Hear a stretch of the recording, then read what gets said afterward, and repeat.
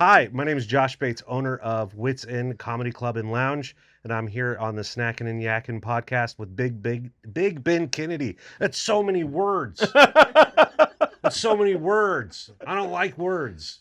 My name's Josh, and this is a podcast with Ben. There we go. Done.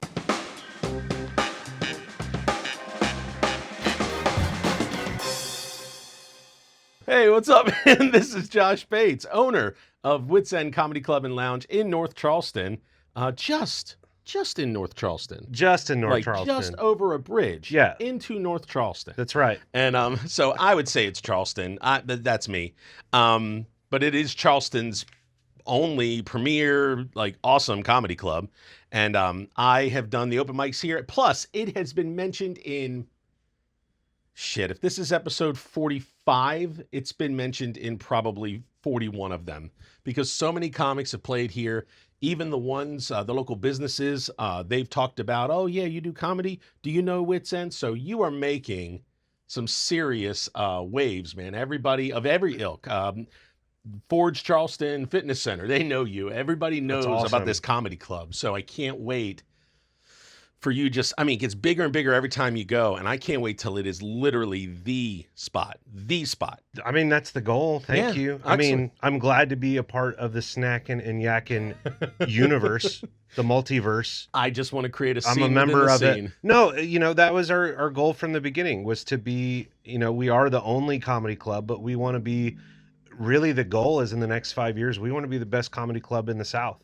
I mean, right now we got Zanies and we probably have, 2 or 3 more to really compete against. What is it? Over in Laughing Skull, maybe? Or, Laughing Skull's great. Punchline, those ones over there. But for the most part, you're competing with, like I said, Zones, Funny Bones. You're competing with chains. Yeah. But those individual, awesome, must go to places. You know, that's what I want for you. I mean, and it's an intimate room, man. It harkens back to the city. It harkens back to New York and Baltimore and DC and all these ones I remember where it's just say the biggest name act you've seen in a long time in this little room. Yeah. And it's dude, it's man, I remember, you could be I remember when, I remember when I was watching him and, he was only here to that camera away from me. It's a really cool thing. I love it. Everybody I've seen there it's been neat to be so close and so intimate. And it also encourages them. Not a lot of them are big on crowd work, but they can't help but say, they can't help but dive out. Yeah, sometimes you got to address the room.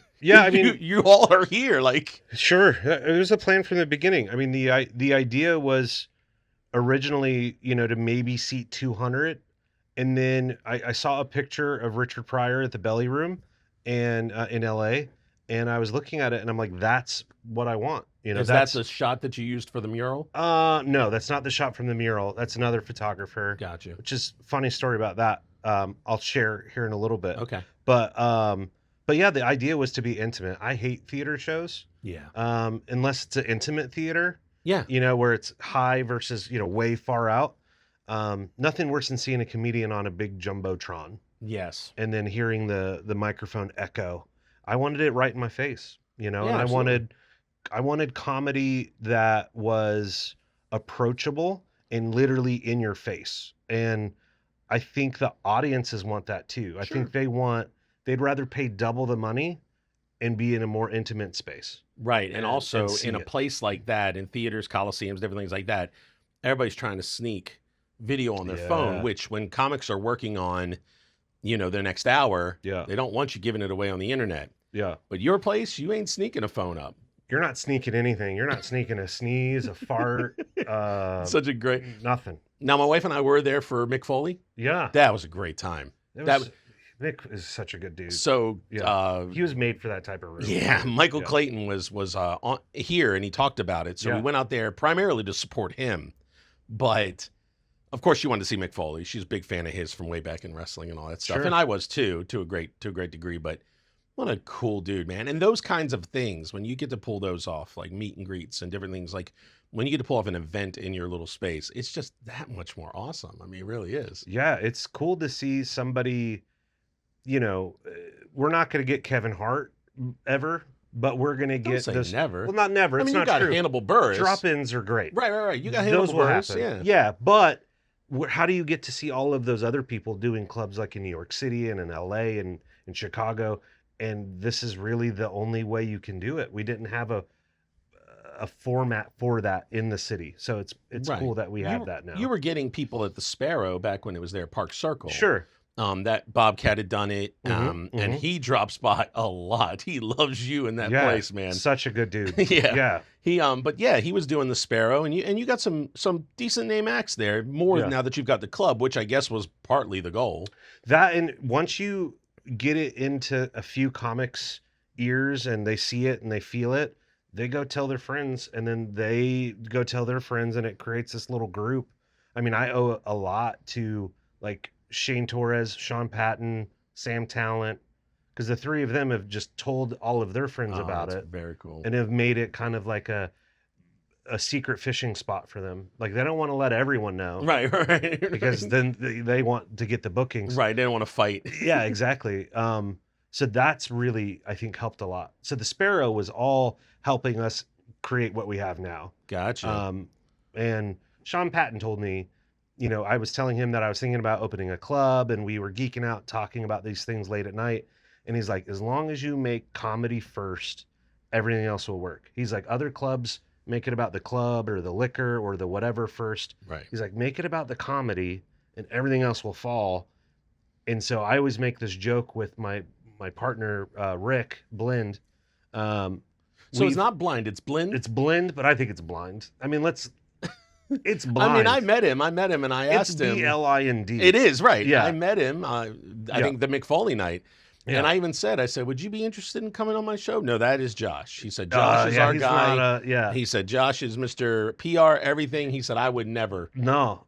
Funny thing about him, we met at the Sparrow. He's just a fan of comedy and would come every week. And when we, found out that the Sparrow was going to close, him and I immediately looked at each other and was like, let's do it. Oh, that's awesome. Yeah. And all from just being a fan of comedy. That's neat. I mean, I mean, it's good to have your partner and all that stuff, I mean, but somebody also who trusts you, who hands you the reins and just says, hey man, make this a success. And you're like, okay.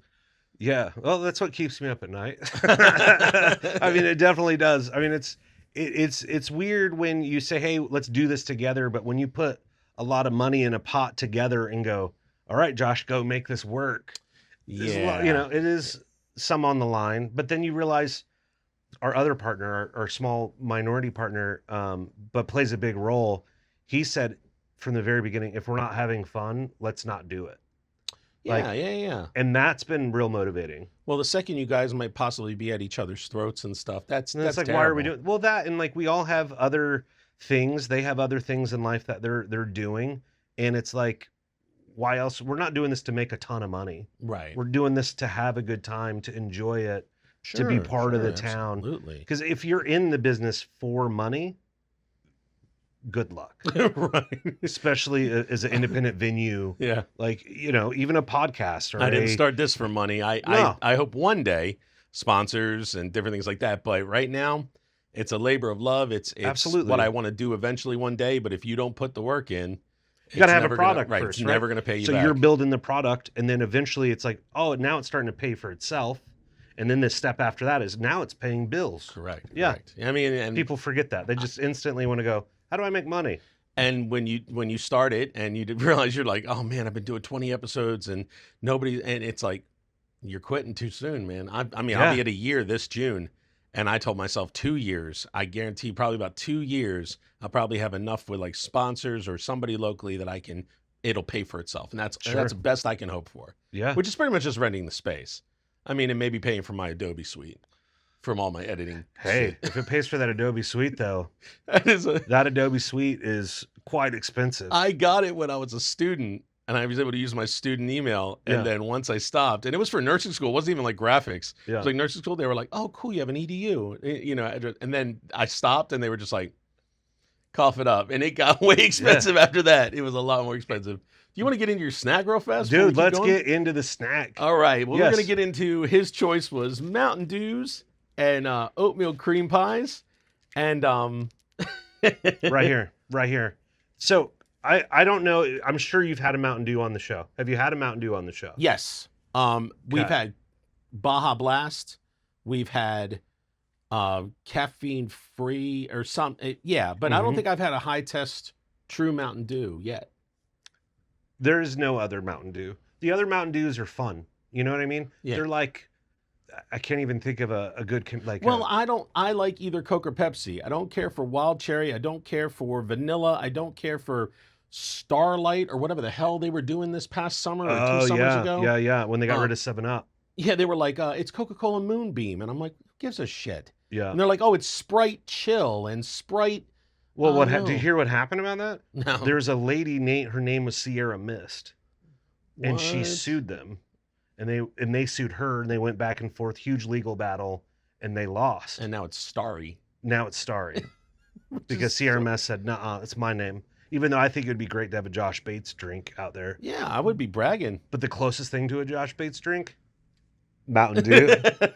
Mountain freaking Dew. Did you know, real quick fun fact, 1940s, Mountain Dew was invented, okay? The reason they invented it was for cocktails to mix with whiskey. That was so the original automatically idea. They said, let's make this something to do with liquor, and it didn't work apparently. And they were like, well, we can make it a soda, and so they did. So Mountain citrus Dew. is a hard. It's a hard game to get into. Well, citrus is a hard thing when it comes to mixing. Cheers, friend. Cheers. Yeah, I've never really thought of it with bourbon. Let me imagine that for a minute. I love Coke Zero with bourbon or Pepsi Zero with bourbon. I do that a lot. Yeah. Ginger and bourbon is great. Ginger and bourbon is good. Ginger ale and bourbon is amazing. Yeah, that is fantastic. Yeah. One of the weirdest things, man, I got Food Lion. Food Lion is next to your local Chinese food place. I don't know if always it's mandatory. It's always next to your local Chinese food place. But Food Lion has a orange pineapple soda. And if you take Captain Morgan's and you mix it in that, it's like summer in a glass. It's fucking amazing. Do you remember Tropicana Twisters? Yeah, of course. You mix that with any amount of booze, and you can just put lighter fluid with Tropicana Twister, and you're like, this is good. Right? Jailhouse. I'm getting wasted. Jailhouse liquor. Jailhouse liquor, Tropicana Twister. That's the only reason people drink that. That's the only reason it's still on the shelf. Well, yeah, and you didn't it have real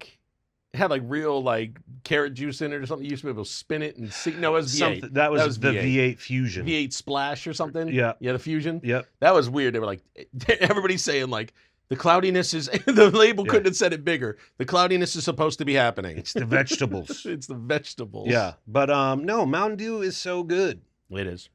Now, the funny thing about Mountain Dew is you can't take Mountain Dew.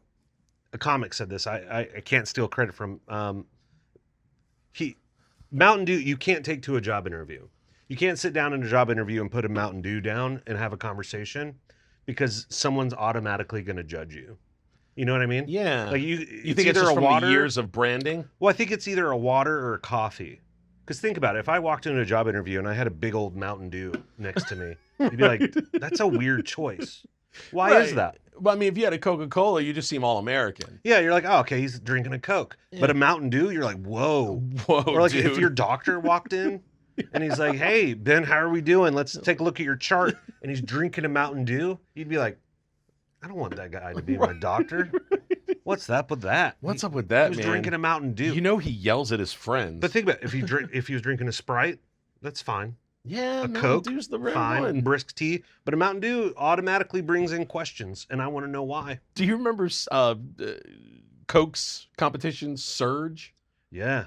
It was green. It was purely green. Like Everyone Mountain loved Dew was it. a green label with yellow stuff inside. And then boom, this was a green Surge. bottle, and when you poured it out, it was green. You're like, I don't know how I feel about this. Surge, I think everyone loved it, or everyone likes it now because they're like, oh, you remember the days? It wasn't that good. No. Just like Jolt Cola. We used to get a 6-pack of Jolt from 7-Eleven and just stay up all night playing Mortal Kombat. Hell yeah. You couldn't even blink. All that freaking caffeine. Jolt and RC are my favorite normal sodas. RC I always loved. But Mountain Dew, you can't go wrong with a Mountain Dew. I do. Like I said, I think I've just been drinking too much of that Baja shit everybody's been requesting. Sometimes this go back tastes to the so nice. OG flavor. It really does. Yellow number 5 in here shrinks your testicles, apparently. That was always the thing in high school. Yeah, they're like, how old are you? I'm 45. I'm 47. So you were in high school the same time as me. Yeah. And that was the Number one thing Yellow they would number say. 5. It makes you impotent, shrinks your testicles, and some guy Shrink 'em. swore he couldn't get his girlfriend pregnant because of how much Mountain Dew he drank. I'm like, yeah, go ahead and test that theory there. Shrink my balls. I've been drinking Mountain Dew my entire life. I wouldn't doubt if it was in my baby bottles. And my balls aren't shrunk. They're fine. That's right. Do you hear that? Drink it. It's not going to shrink your balls. It takes big balls to start a comedy club in Charleston. That's right. My balls are so big, I drink Mountain Dew to keep them down. Keep these balls down. Keep them contained. Yeah, it's prescribed. Yeah, I have right, to the have... doctor can't drink it. You would judge him. But for him to prescribe it, completely that's makes completely sense. different. Like, dude, this guy's got way too big of balls for Charleston. We got to get him some yellow number 5. Like, how should I get that yellow number 5? Through Mountain Dew. Yeah. There's no pill form. Yeah. It's just Mountain Dew. Mountain Dew's so good. It's not from a mountain. No. There's no dew. Right. You expect it to taste kind of grassy. Yeah, you expect dew it to taste kind of very earthy, soily taste. Smell like Irish Spring soap. If it was Mountain Dew, it should be different. A lot of microbes in it. This to me, like when I think of like the stuff that the chemicals they pour on your car in a car wash, it smells good. Yeah. When you're in the car, that's Mountain Dew. I think it's Mountain Dew. It smells like Mountain Dew, and I love it. You're gonna sell me on this shit. I'm gonna change my soda brand. I would drink Mountain Dew at a wedding. Like I'd be like, hey, that's what we're doing here. We're doing Mountain Dew, and then oatmeal cream pies. Can we go on? Let's do it. Let's do it, dude. Now, this, I have to tell you, this is my wife's favorite. Now, because she's a genius. I buy a box. Yeah. And the remainder is yours to take. Is your favorite snack? I gift them to Dude. you. Now, can my wife have one? Please have one. There you go. You have to have one. I was going to say, you know, it's up to you. I control the edit, so it was how you wanted to play. Now, is this? I can tell. I hope you're getting that on the mic. This is a Little Debbie oatmeal cream pie. True. Which is the truest of cream pies. And like a homemade one, or like you find one at a truck stop, like a homemade big one. Yeah. Amazing. But Little Debbie, they've cornered the market on cream pie. And I got the big pack. Like you got to. The little box has the little ones. ones. Are too small now. Yeah, they're too small. They're tiny. I mean, literally, dude, this.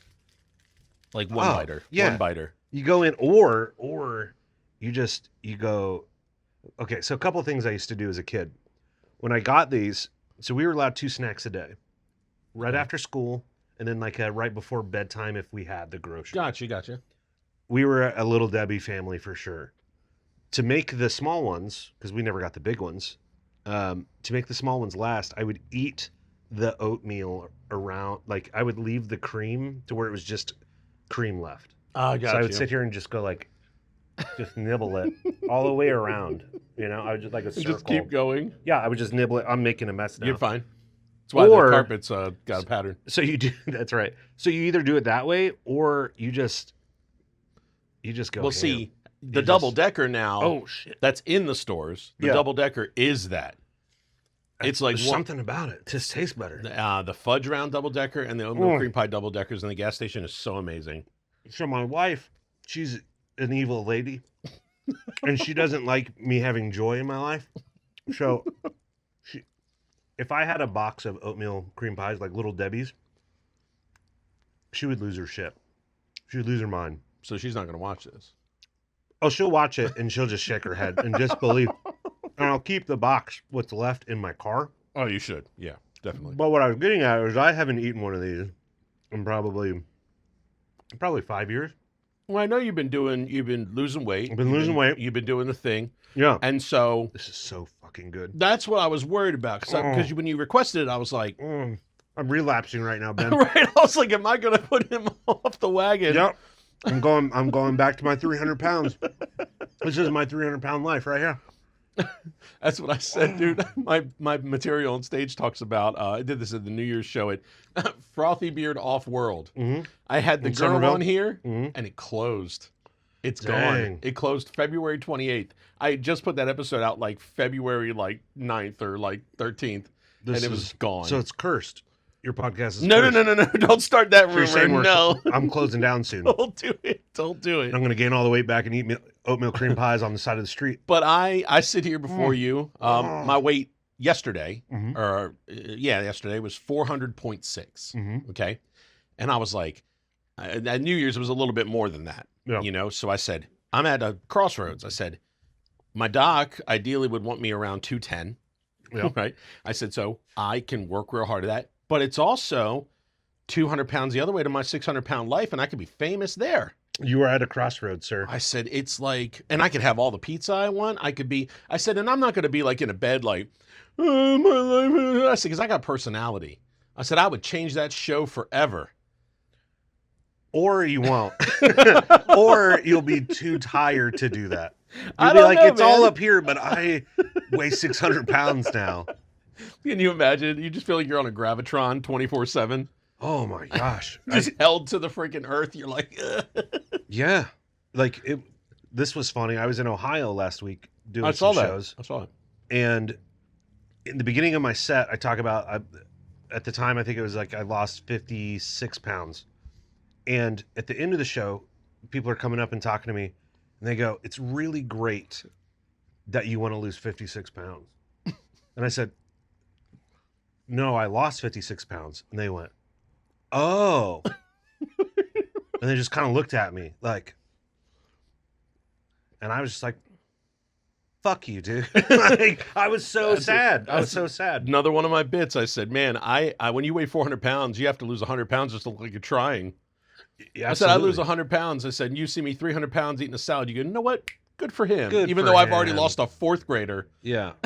Yeah. But, and then the thing too that I realized I needed to, when I was like, okay, I need to lose weight, is if I died tomorrow, for example, if say MK died tomorrow out of the blue, people would be like, oh my God, what happened, MK? What happened to MK? I hope they're okay. I hope they're fine. What happened?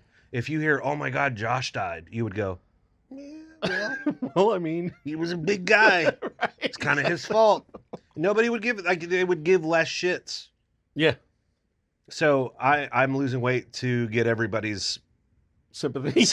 Post-mortem sympathy. Yeah, because I want them to. Yeah, I want them to care. Lose the weight now, Yeah, so you can hear what they. So you won't hear what they say when you're gone. Exactly. If they're like, "Oh my God, Josh, you found out you had cancer," and they're like, "I bet it's one of those fat cancers," you know, like they wouldn't be like, "Yeah."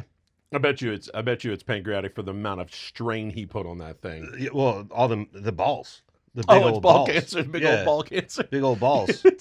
God's Don't like, I lose can't. too much weight. You might lose some balls. That's true. Can you imagine? Or right? my balls are the same size, and as I'm shrinking, my balls just. Because I'm sure you don't lose weight in your balls. Dude, at some point, Well, you you look like do, You're on that. but- You're on that horsey bouncy thing. Yeah. Oh, just bouncing on your balls down the street. Just. Have you ever sat on your balls? I did. Not to sit on, crushed them. Because I have a lot more legs, so they Sure. don't get down there. So they get like on the side of a but leg they or something. get in between. I sit in vehicles. I sit in ambulances. So you're crushing And this so way. I'll get in and sometimes they don't find themselves this way. Sure. And they just go, and I'm just like, good freaking God. And you don't want to say anything to your partner because you're already, for me, I'm already the old man on the truck. You don't, yeah. So I got to tell this 20-something like, hey, I just crushed I my crushed balls. my old balls. Yeah.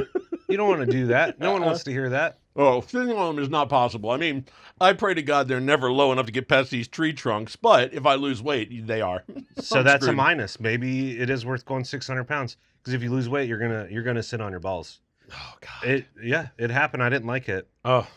And again, like you said, I didn't want to tell anybody. No, you can't. You can't tell at people. the time. You can tell them after the fact. After the fact, like when you're time's passed. self-deprecating. Right. But that's not attractive to sit At the on time, your you're balls. sitting here and got a little bit of a cold sweat going on. You got this weird pain, and you're just like, Yeah. I'm like, what's wrong? It's like, I was just thinking about something. Yeah. So you can't tell them, like, I just That's when I thought it would Just go. sat on my I was like, balls. well, that's what they should have in the Wegovy commercial. Some dude sitting on his balls, and he's like, I'm not doing this. And he picks up the phone, and he orders some Wegovy. I don't know. Like, it's like, because, like, drag queens do it. They tuck. Oh, yeah. So Oh, yeah. it's like a tuck, but then I'm sitting.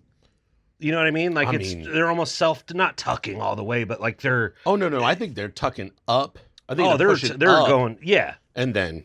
Yeah. flat. Then they're going flat. Because, I mean, God, RuPaul could wear a bikini. Where the hell is a black man hiding all that? Yeah. Ain't no white drag queens doing that. No. You ever noticed the white drag queens tend to wear a lot of dresses? You don't see a lot of like they're not wearing spandex. They're not But wearing. the black ones, they wear, they they wear some really stylish, like tight outfits, and it's like, Yeah, because they're tucking. how the world did you do Because they're it? able to tuck. The white guy can't tuck. The white guy he can turtle. You're right. The white guy can go like that, but he's not tucking between his underneath. You know it's between the ass cheeks. You wanted Yeah. to say that. It's no way it Yeah. isn't. There has to, white guys can't do that. Oh, man. And if you got a flat butt, then you look like, what's her name at the end of Ace Ventura? Yeah. Just right up the back. Or what I think would be worse too is, let me see if we can get this on camera. But if my balls were right here and like I was wearing tight pants, you see my ass, but then you see like a little nut, like just a little ball like hanging out here. Like, oh, let me get that back in there. They're like, oh my God, his hemorrhoids are terrible. Yeah, no, that's my balls. That's my balls sticking out my ass. That's my balls.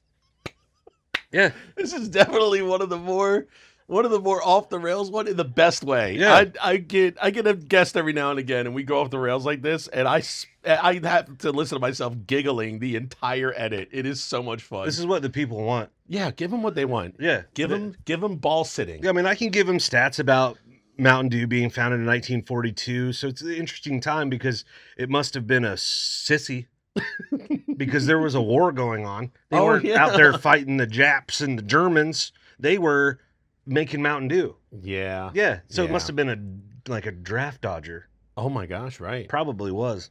Yep. He was like, what am I going to do? I'm home with my bone spurs. I guess I got to make Mountain Dew. Yeah.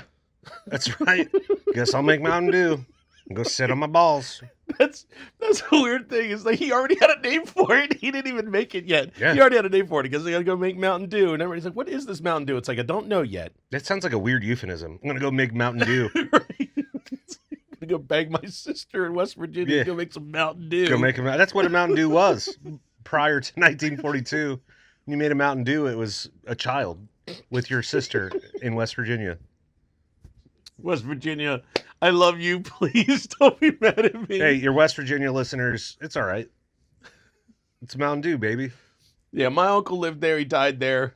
I got some family ties there. Got a couple cousins over there. So please. No, West Virginia's good. great. I drove through there once. It was it's gorgeous. Gorgeous.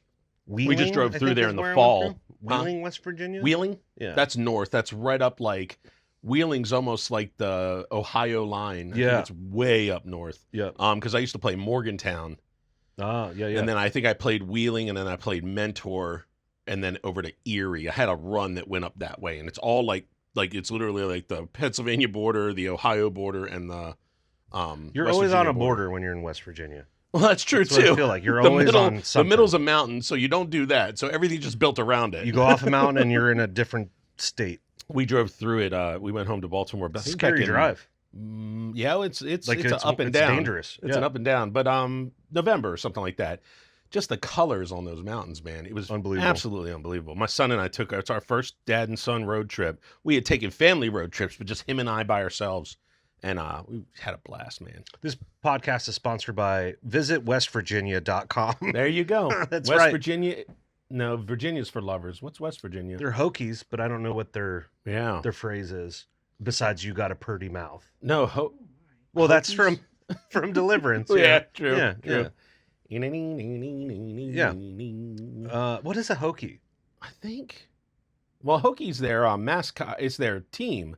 Yeah, I know. I'm just but wondering. Is it short for something? I don't know. She's looking it up for us, right?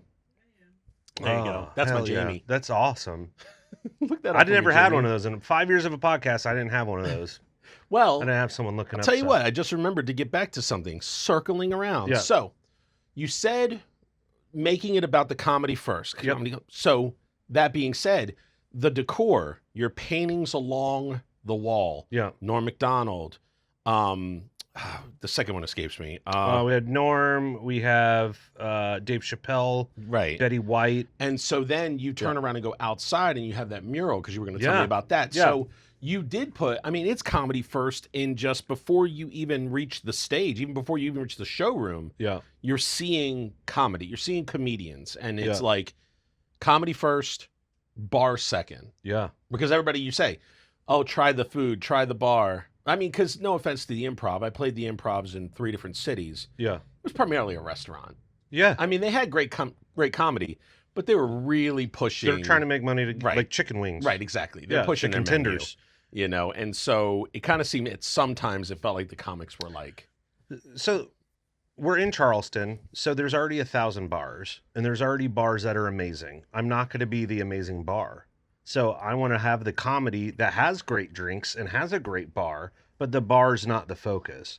In the way that the bar is a focus, it's I'm here to watch the show, or I'm here to engage with the comics sitting next to me, or, that kind of vibe. That's what I was looking for versus that, other clubs and improvs and stuff. Yeah, I mean, though I tell you, we talked about it, Stan Shelby and I, which I want to thank Stan Shelby for having me reach out to you again, because we couldn't get this going on for a couple of attempts. Yeah. And then dude, even on this podcast, man, he is so he reeks of mentorship. He will give you all the advice he has at all times. Yeah. And he just pretty much hit me to the fact, he's like, if you understood how busy Josh was, and that's when I was like, okay. I said, hey, Josh, I know you're busy. Whenever you want to come on, it's an open invitation, and you just let me know. Yep. And I was just like, oh, well, let's do this and let's do that. And I said, well, you got that Project Green Room. Want to promote Project Green Room, which we're going to discuss here in a second. Yeah. And you were like, yeah. And it was just like, he really did. He hit me to all that you had going on. And that's when I realized, like, the hustle. Like I'm very attracted by people who are trying to do something here in Charleston. Yeah. And you are the definition of trying to do something in Charleston. I mean, because you are constantly trying to get, the acts you get, the people you pull, the pivots you've had to make when things get canceled, that is one thing that I don't think I would have ever thought about owning a comedy club myself. How in the world do you sell a weekend's worth of tickets to somebody, and then for some reason they have to cancel? Because it seems like theater shows, arena shows, they go on no matter what. Sure. But these small clubs, it's like, I never thought about that. Like, yeah, that's a hard pivot, and you've had to do it, and you do it. You throw together a best of in this, and you had to cancel Paulie's third day because of the snowstorm. Yeah. And so you have to pivot and you have to do all this stuff, but you got to make the announcement across social media. You got to offer the refund. It's like, man, that has to be. There's like 20 steps to do something as small as moving a show time. Let's say we're moving a show from 7 to 8, and most people go, oh, that's like a 5-minute job. No, you're right. There's 20 steps. You have to talk to email everybody, these people and those people. But I come from a theater background, and the idea, so like the show must go on, Absolutely. And I also look at our customer base. Some of them are there to see that particular comic, but not really. The majority of people are just trying to go out and have a good time. So That's good. Yeah. So when I look at a comedy show, when there is a big cancel, it's like, let's communicate with them as fast as possible. Let them know the situation, but then say, hey, we're going to still do something. So if you want to come out, come. Right. Because at the end of the day, financially, it's backwards. So instead of comedy first, comedy I don't make any money off of. I make a very, very small margin. Right. You want to. So it's like, I just want to fill the room. So, hey, we're still here. Let's have a good time. Right. Let's fill these seats up and, pay the rent. Right, because without saying, the bar and the menu is where you're going to, but you're not putting that up first. Exactly. Except you did promote, you're carrying Danny McBride's stuff. So my goal was, imagine the bar and to have all of the famous spirits from comedians. Right. And then have like a little, like they do at bookstores, like have a little sheet that says it in front of, the drinks. Yeah. The problem is South Carolina, you have to get it from liquor distributors, and a lot of them aren't in South Carolina market. So they aren't carrying what is it? Not Porosos. What is the Segura and Tom Segura and Kreischer's vodka. Yeah. Or like Bodega Cat, which is Mark Norman's whiskey. Gotcha. Can't do those, but. I want to try to make it as South Carolina as possible. That's cool too. And try to make it, the comedy nerds will appreciate those little things. Yeah, absolutely. Tell me about the mural. Did you look it up? Sorry. Wild and Wonderful, West Virginia. Wild and wonderful. Well, I mean, we're wild and wonderful. We weren't. I think we weren't saying anything that didn't seem prior to that they would be wild and wonderful. Because what we were talking about is pretty wild. Yeah, I mean, it is wild Might be and inappropriate, wonderful. but it's wild. Yeah, it's and pretty wonderful. Not to yuck anybody's yum, but it could be quite wonderful. We don't know. We don't do it. But if we did it, we might be like, this is fucking wonderful. Yeah. Speaking of yucking people's yum, I have a new saying, and I'm going to patent it. Okay. You ready for this? Talk to me. Don't pee in my poop. I know it sounds gross, but think about it. Just think about it. You don't want someone to pee on your poop. Right. You know what I mean? Or you don't even want to pee on poop. No, I hate porta potties for that reason. Exactly. You're just peeing on poop. Ugh. Don't pee on my poop. You get what I'm saying right away. Yeah. Well, I mean, not only that. You guys can use that. No, Don't pee in my poop. But get it patent, get it copyrited first. Fair enough. Trademark, Fair enough. copyright. You know what? Erase all of this. Let's start over. Hi, my name's Josh. Write it No, I'm down. kidding. Write it down. Don't pee in my poop. Yeah. A diagram of what it means. Everything. Like when you patent something, you got A true patent. Right. The and diagram then is my favorite. Mail it to yourself. And then sue the fuck out of anyone that says it. That's right. Yep. I'm going to slip up and say it on the podcast. And I'll be Sued. like, where did I hear that from? And then knock on the door. Yep. So, yeah, man. The mural. Thank you. The mural. The mural. So there was a mural there before. What was it there for? was. So it was local for the community. It was black okay. women that have had an impact on the community. Got you. And they were all dressed them as Marvel superheroes. Oh, wow. So it was a bold choice, and it wasn't the best mural, but we were afraid when we were to change the mural, like how the neighborhood would take it. Like Right. a bunch of white guys just came in, and now we're changing this mural. Right. That's a bunch of white comics and maybe a black comic here or there. Exactly. Right. And the we were area like, that you're at, it's predominantly black neighborhood. it has begun to shift a little bit. I remember I worked at Charleston County EMS. Yep. It was not a place you wanted to be. No. But it has shifted a lot. Places like the Codfather and like you, and then Firefly being down around Yep. the corner, Firefly Distillery. It is picking up. Sure. You know, so you have a good spot. Yeah. As long as the white people just understand that, it's a good spot.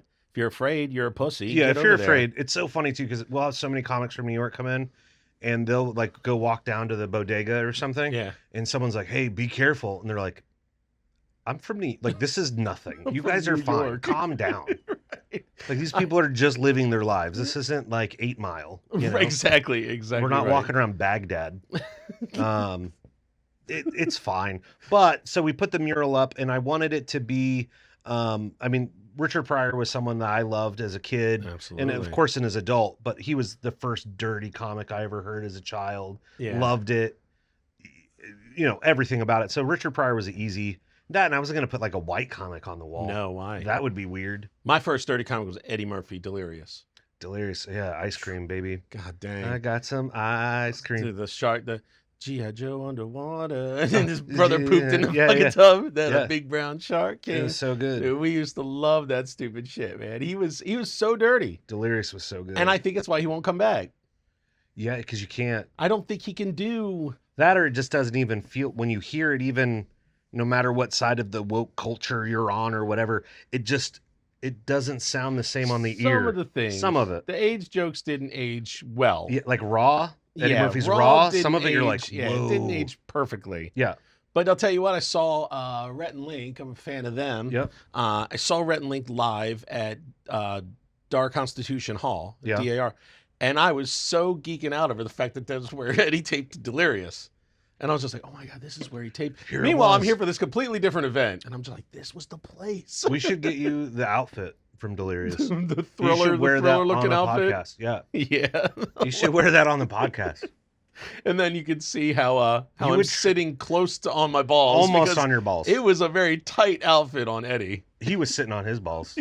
Oh, dude. You know, Eddie was. Yeah, I mean, He's well, a foot guy, I heard. really? Yeah, I I heard heard he's- Chappelle was too. Yeah. I heard Chappelle was big into feet. All right. I guess you got to be into feet to be a great comic. So Yeah, it's like, what is that? I'm going to start my feet fetish. It's like, now. what is that threshold? You know, sometimes maybe Hannibal's like, how do I get to be one of those iconic greats? And they're like, how do you feel about feet? And he's like, fuck feet. And they're like, it's not They're going like, to happen. all right, for you, it's not Hannibal. going to work out. I'm sorry, buddy. Sorry, dude. Next. No, Hannibal's amazing. Hannibal. That guy, he will. Did you see him when he was here? I did not. It was crazy. It was like a 2-day. Yeah, I think you had a quick turnaround. You were talking about it, and then I remember reading I remember reading your thing after the fact that it was touch and go. You didn't even know if it was going to happen. It was like almost down to like 3 hours or something, or 2 hours. Yeah. It was like we had a 48-hour notice to make the show happen, to produce it. So do everything from just setting the show up, and the tickets were $100 a piece. Right. So it was like, am I going to sell this out in 2 days? And luckily we sold it out in a couple hours. But then, so I was like, okay, that was the first hurdle. Then the second hurdle, 4 hours before the show, he's like, I don't think I'm going to make it. I'm stuck down here, whatever, and our flight's not taking off. And I'm like, no, we're not canceling the show. And he's like, okay, I think I can make it. So he was about an hour and a half late to the show. Oh, wow. So we started 30 minutes late, and then we stretched an extra probably half hour. Out of the openers? Out of the openers. Me and Jen Snyder did it. And Jen, I'm going to get her on here. Yeah. Yeah. She's performing tonight. Not that will matter on this podcast. No. Emma Willman, she's featuring for Emma. Excellent. I'll have to reach out to her. She follows me and all that stuff. Sometimes do Fat Kid Fridays where I put up a recipe of some made up whack ass bullshit I thought of. Yeah, they're great. And she's like, my diabetes told me to stop following you. she commented, she's like, my diabetes told me to can't hold it anymore. She's like, I can't take it. Speaking of the beaties. the beaties. I'm gonna crack open this second Speaking baby of right here. Diabetes. So yeah, man,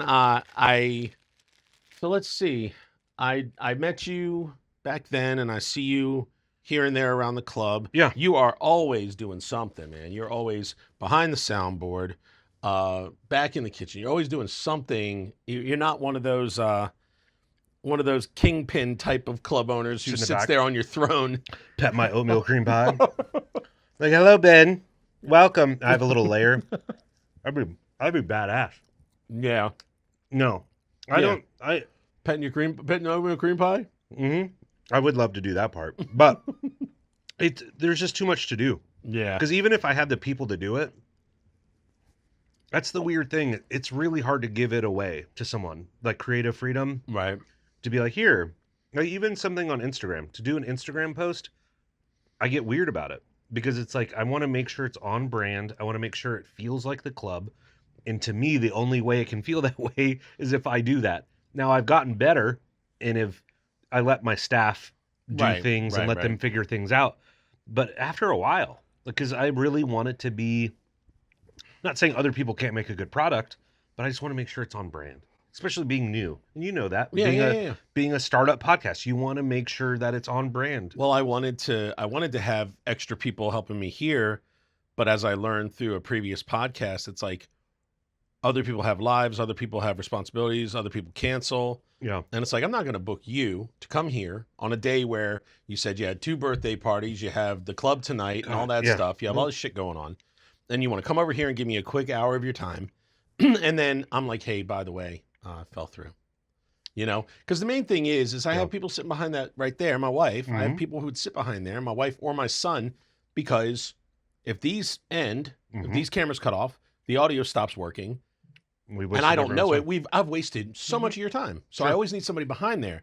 So I can't just like ask some kid from like College of Charleston, who's like working on like, a mass communications degree or something. Hey man, you want to come over? And he's like, yeah. And then he just like drinks too much last night and he blows me off. And then I'm like, well, fuck me. I got, I go with who I can depend on and who know that if they screw me over, I'll lock them out of the house. As you get the finger. Oh yeah. Oh yes. Before we, very smart. Yeah. That's why I'm the producer. Okay. Yeah. She's like, come on. That's what I'm saying. Back to the balls. Back to you guys. More balls. She has a sign she's holding right now. She's holding it up and it says more balls. So she wants us to talk about her balls more. So crazy. So yes. Project Green Room. Project Green Room. That was the main thing. I wanted to get you on here in time to do that. Yeah. Now, this episode will come out just before the event, which this will come out on Monday. Your event's on Wednesday, April 2nd. April 2nd. Okay. And this will come out, but there will be social media clips talking about it. And I will tag your ads to me. I will share them on all my social media. We'll add each other. Yeah. We will make sure that we link that up. But explain to the people. I know, but explain to the audience what the Project Green Room is. What it is. So Project Green Room is very simple. It is a program to offer creatives, primarily comics, but Charleston creatives, access to mental health care and just overall mental well-being. That's the plan. That's the goal. So our first group that we've worked with, they're called Anchors of Hope. Okay. And they are an actual therapist psychiatry network. Okay. And so what we do is if a comic says, hey, I'd love to talk to somebody, or they get a card, they can get some health care, but they'll contact them, get them in the right touch with the right therapist, and provide free health care. Free mental health care. Yeah. We're not really? Canada yet. Where we get so that's the first stage. The first stage is just giving everyone access to that. And even just knowing, I think an important part of it is even just knowing that it exists, I think helps some people out. Right. Even if they never use it, the idea that, you know what, that resource is there if I ever do need it. And the way that we talk, way that comics always talk, shop and stuff like that, all it takes is a couple of comics to utilize something like that. Yeah. To admit that out loud, and it starts to lift that stigma over the whole thing too. Yeah. Because a lot of comics, and I know because I think it's part of what you were saying in your write-ups online, is that they think that comedy in and of itself, taking the stage, is a form of therapy. Yeah, it's not. That's not. It really isn't. No. Because you're polishing up these jokes to make them palatable and to say, see, I'm messed up, but I'm okay. That's not exactly true. Yeah. You cannot be okay and still be funny. Yeah. But it's like, you have to, MK was talking about on their episode, you have to let the audience know you're okay, before Absolutely. you can talk about these really serious, scary kind of subjects. Yeah. But why give so much of yourself on stage? It's not helping you as much as you think it is. Mm-hmm.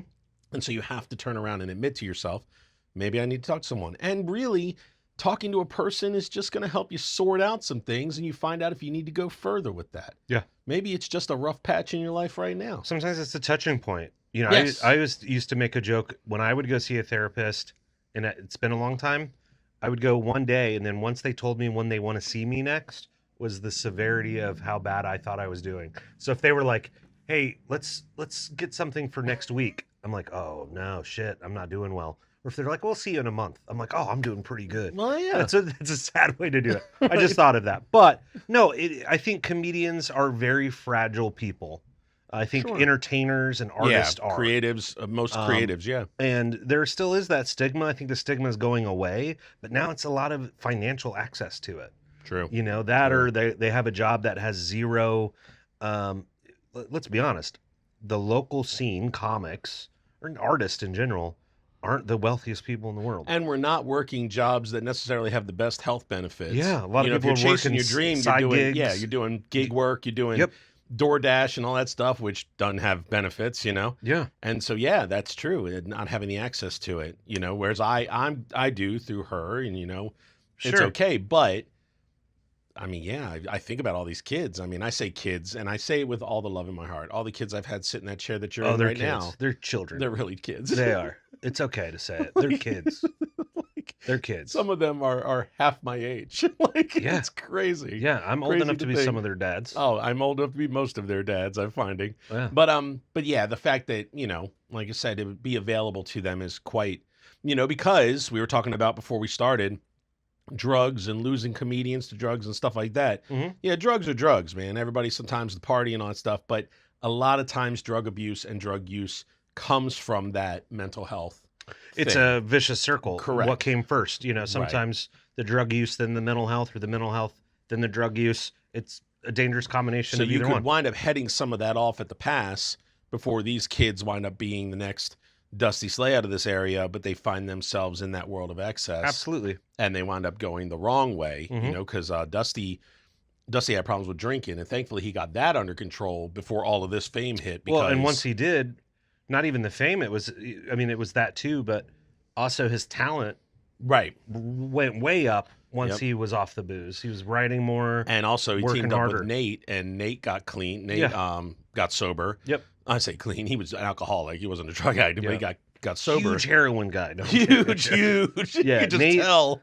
big on the black tar heroin. He was. But Yeah. he's surrounded himself with, the scene, and he steers clear of most of that stuff. It's really cool. Yeah. I'll tell you some stuff off the air. It's pretty funny, but it just little things. But Sure. but yeah. So that's the whole thing is these kids, if they don't find themselves in that situation, and they don't, Yeah. if they're okay with being not okay. Now, are you part of the alphabet club like me? Are you PTSD and OCD? Oh, and yeah, all that? yeah. Yeah, I got all the Yeah, I'm alphabet. a vet, so yeah, I got. Okay. Yeah, I'm a PTSD. That's the main one. That's the main, mental kind of health obstacle that I've been Right. kind of working on the last 15 years. But no, I mean and what's great about Project Green Room too is it's not that difficult. We talked about how I'm doing all of these things. This one's not that hard of a project to do because it's Right. literally coming up with the money and it being money that I didn't have in the first place because a lot of it's either donations through shows or like on our ticket link. This is the coolest thing. When you buy tickets to our shows, it takes you to the next menu and it says, do you want to donate $2 towards this? Right.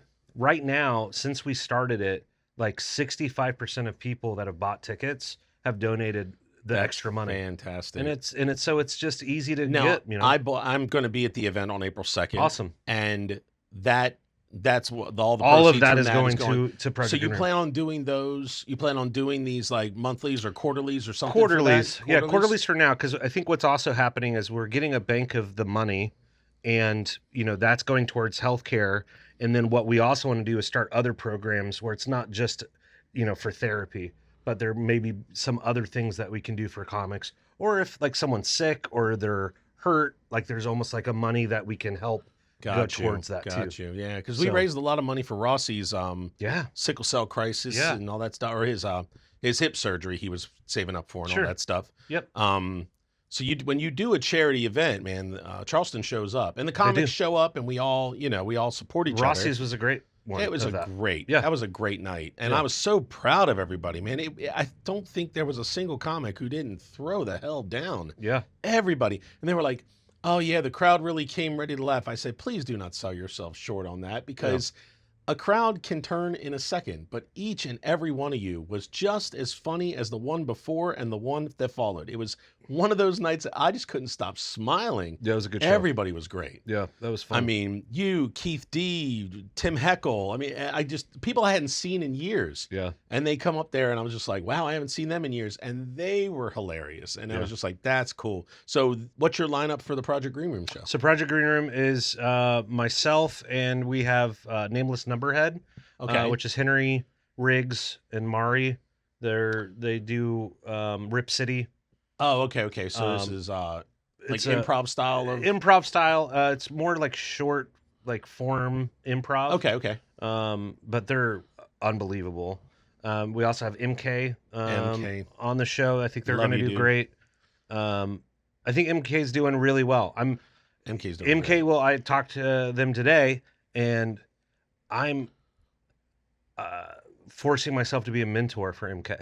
I don't, whether MK likes it or not, I think MK's doing a great job, but I kind of do like the hard love to MK, Yeah. where I'm just the guy in the back goes, "You did all right, kid," Right. because I want them to. I think there's a lot of great comedians in Charleston that didn't necessarily not earn it, but they learned, they got it in a different way. Right. MK's getting it through the work and the time, Oh yeah. and I feel like we're building MK the right way.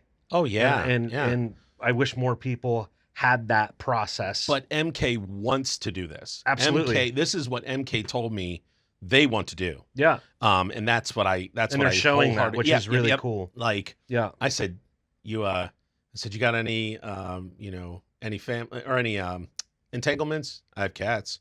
I said, well, then you got it. You got made. it. Yeah. I said, because If only. Yeah. I mean, you have a family, I have a family, and to think of how far you could have gone without saying you Sure. regret a thing. Yeah. How far you could have gone if you were single and you weren't beholden to anything. My God. I fantasize about it when I sit on my balls all the time. All the time. All the time. And on a porch I'm swing, thinking about it now, on a porch actually. swing when it goes through the slats. Have you Yeah, seen? right through the Have you slats. seen that one when the guy was Wow. sitting in those old ass lawn chairs that had like the plastic? Oh, and it was sitting there kind of right in the. fell right through. They don't make those anymore, do they? No, I Like think the for that thatched- reason. I think yeah. It was that, but it was it almost looked like it was like a series of sewn together drinking straws. It was a very Oh, I weird, remember those. Remember Yes, those chairs? the plasticky The ones. plasticky, They yeah. look like plastic straws. And I mean, your balls could get right in it, right in it. Oh, and there's Right the other in it. one too, the hard plastic with the slats.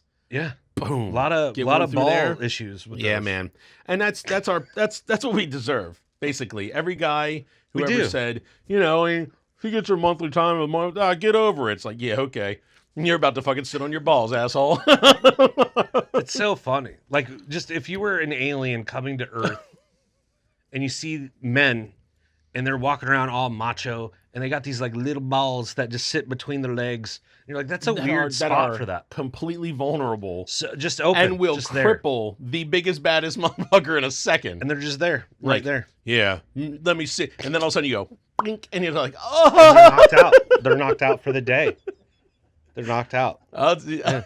I like it. You ever get a vasectomy? Yeah, I had one in December. I got one years ago, and Yeah. I never so right now, if you put a bag of frozen peas on my crotch, I would hit the ceiling. It would hurt so bad. When that surgery went down, I literally would put them on my bare skin. Yeah, It was like I had never felt pain like that. Everybody's like, "So what is it like?" yeah. Right? I said, imagine somebody grabbed your balls and rang them like a dinner bell. Like I said, it feels like nothing I've ever experienced prior Yeah. to or since. I've been kicked in. I've been hit with a baseball, with a tennis ball. I mean, sports has killed me in that area. My brain almost forgets it, is how traumatic it was. Blocks it out like women with Like, labor. exactly. If women remembered what it was like to give birth, They would never. They would never do it again. never have kids. I would love to see either one of you get a colposcopy. colposcopy. A colposcopy, is that in the Pee hole? The pee hole. So I've also had stones, and they had to go in and blast them. That was more painful than the vasectomy. Even though the vasectomy was bad though. Yeah. It was so, because was. like I remember the first hour or two afterwards when the drugs were wearing off. I'm like, okay, that wasn't bad. See, you got drugs. We don't get drugs for a colposcopy. Well, women don't deserve them. That's no, I'm joking. I'm kidding. Because women don't feel pain. Sorry, I just accidentally deleted the whole show. Oh, I'm crashing the You're set. fine. You're fine. No, I'm kidding. No, It wasn't you Yeah. crashing it. She sent a force blast. She's like, here, asshole. By No, their but powers. but you do feel pain differently. Your perception of it for women is different. It's not real. No, I'm kidding. I'm joking. Women go through way more pain than we do. Right, but I Men think it's the wusses. micro doses of it that just make you more immune, I think, you know?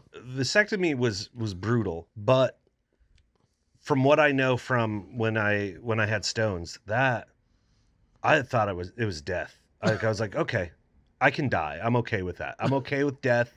I'm all right with that. Let's it was horrible. It was horrible. And then they're like, I'm sorry, we're going off on the rails. They're like, hey, after the procedure, they're like, you're going to bleed a little bit, like when you pee. And I'm like, okay, I'm a man. Okay, no problem. I got through that. I feel better. Thank you. Thank God this is over. You're like, well, it's not over yet. Just a couple weeks, you're going to just pee a little blood. And I was like, okay. So I remember going to the bathroom. I was like, okay, this isn't that bad. It was like a little cloudy. You know, Yeah, I'm a like, little okay, pink. little pink. And then it looked like the freaking Exorcist and of blood. And I'm like, what the hell? You know I'm what dying. I mean? I'm dying. dying. It's This time is to it. go. This is death. And they're like, no, that's completely fine. I'd call and I was like, what the hell? This is not what you. They're like, everything's fine. That's normal. That's what we were talking about. And I was God, like, that's gonna be you lied to me. scary. I've It not was- seen that. That was worse. That was the hardest part. And it felt like razor blades coming out of, like, as it was coming out, like, it felt like they were dragging along my urethra. Like, yeah! Like coming out. Yeah. Did you drive to your vasectomy? No. They told me to get a ride. I got knocked out. And I said, I stayed sober. Nah. They said, you could probably drive. They said, how far do you have to drive? And I'm like, I don't know, like 15, 20 minutes. I live in West Ashley.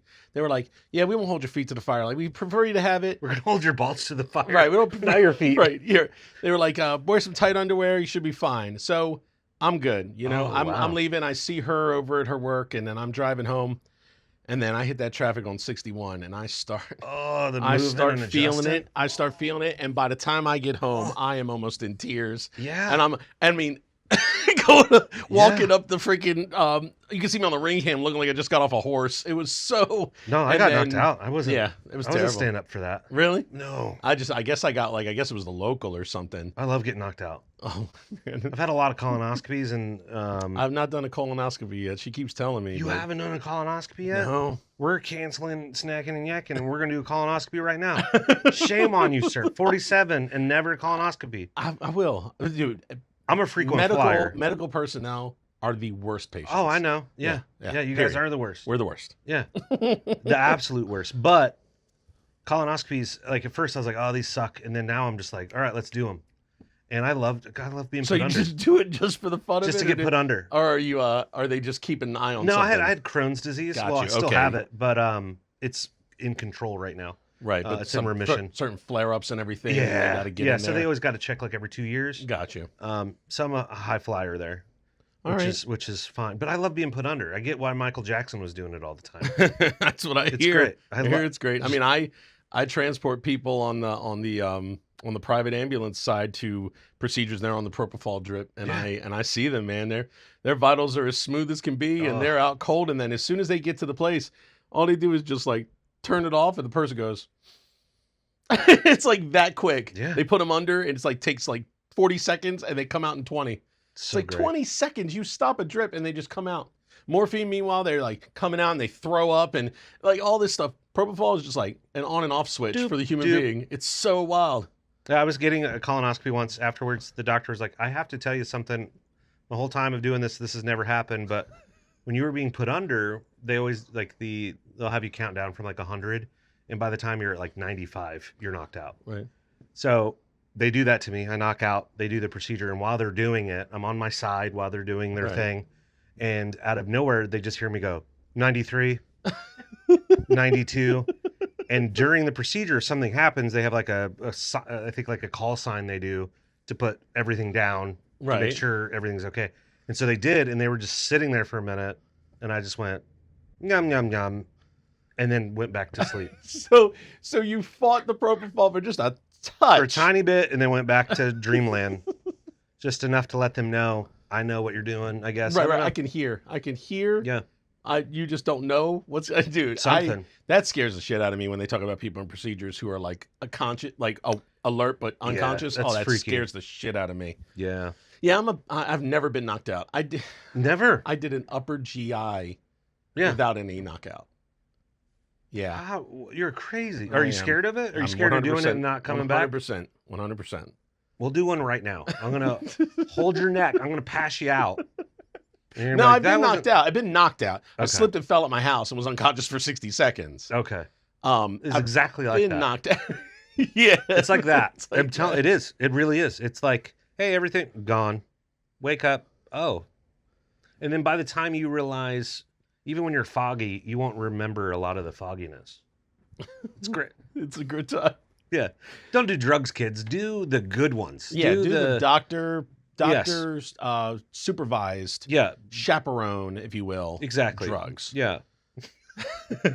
Yeah, I love it. You know what? This has Knock been me a out. fun time, man. Dude, yeah, Honestly, this was great. This was great. Yeah. I didn't know how it was going to go, but I did have a feeling listening to your act. You know, Oh, I appreciate it.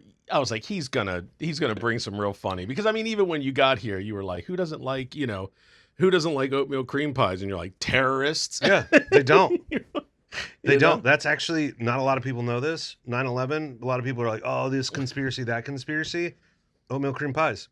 That was where they were like, "We've had enough of you Americans," and they tried to get rid of our oatmeal cream pies. But nope. That was right. Yep. I got a job with U.S. Airways Express. It was under Piedmont Airlines. I got the job on August 24th. My first day on the ramp was 9/11. That was a short day. It was Well, not a short weird. day, but Yeah, it was weird. Yeah. It was like I was out there and like, hey, you want to see something that's never happened in aviation history? Where everything's it was a grounded. parking lot. It was a parking lot. They were downing planes and there was nowhere to put them, so they're parking them in the grass. Yeah. And you just look at BWI Airport's a parking lot of planes. Yeah. It was the craziest thing I've ever seen. I remember I was living in Colorado, 9/11, everything's grounded for, I think it was 48 hours. Yeah. Well, grounded, and then it took us 32 hours around the clock to get all the planes, because they don't have reverse. Yeah. So you got to push them back out on the runway, send that one out, push the next one back. Sure. So it took like 32 hours just to get the planes off the airport fields everywhere in the Because I remember country. during it, we saw a plane fly, and we were freaked out. Like, wait a minute, there's not supposed to be a plane in the air. And it was Air Force One. It was Bush going from one place to the other or whatever, but that was the only thing in the air at the time. Well, I was in Baltimore, Washington area. Yeah. And so we just had the jets flying over us all the time because of DC. Yeah. Yeah. So they would come out and they would circle around us. We were like, oh boy, something going on. It was always nerve-wracking. It's crazy. But it was cool. You know, it was a different time. Like, I'm 23 years old. Yeah. And I'm just like, holy crap. Yeah. Like, this is insane. You know, we just never knew what was going to happen. And so it does change you, because then everybody's up in arms for every political and news thing that happens. And you're just kind of like, you know, well, I kind of went through 9/11, so I'm not as worried as you might be. I got like, this, guys. I'm kind of not as worried as you might be. Daniel Tosh said it best. 9/11, the worst thing that happened was, I mean, the greatest thing that happened about 9/11. Yeah. The one thing that was good was we no longer have to go to the gate to drop our loved ones off at the airport. Right. You're not allowed down there anymore. Yeah. He's had to take that long walk with somebody to take the long walk back. Wasn't it the worst? It was. You went through the metal detector. You took them all the way down to the gate. You waited for them to get on the plane. You waved them goodbye. Right. You're not even sure if they're sitting where you think they're sitting. Yeah. Because back then also assigned seating wasn't a thing in most planes. You're waving and then you see a hand wave and you're like, I think that's them. I think that's them. Meanwhile, it's some like 50-year-old like, I guess I'm going to wave to these idiots over there in the window. So yeah, the Taliban, good on them. I'm kidding. I'm joking. And on that note, we'll end. No, I'm just kidding. Let's not do that. On that note, we're canceled. No, that's the only good thing that ever came out of 9/11. You heard that here first, Snackin and Yakkin. So I'll tell you what, though, his act, Daniel Tosh? Yours. Yeah, fuck Daniel Tosh. I love talking Daniel about Tosh, me now. but I'm talking about your act. Yeah. If you've enjoyed any of this, just like sarcastic, not afraid to lie for the sake of comedy, funniness. I mean, this guy, I swear to God, like you tell bullshit like it's truth, and you tell truth like it's bullshit. You just do such great with that. The one time you said a premise and I busted out laughing. I was like the only one, but God, it was so good.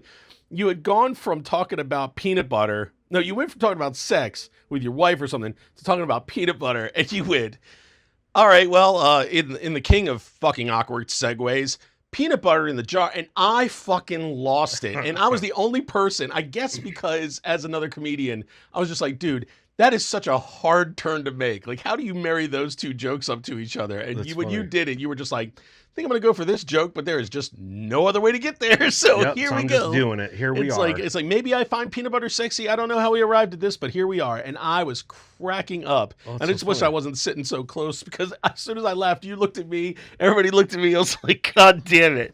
It's just so funny, man. But you do. I did. I enjoy your act. I appreciate it, man. Enjoy all that stuff. So I think this went exactly as I thought it was going to go. No doubt in my mind. He is one of the acts on too. He talked about MK.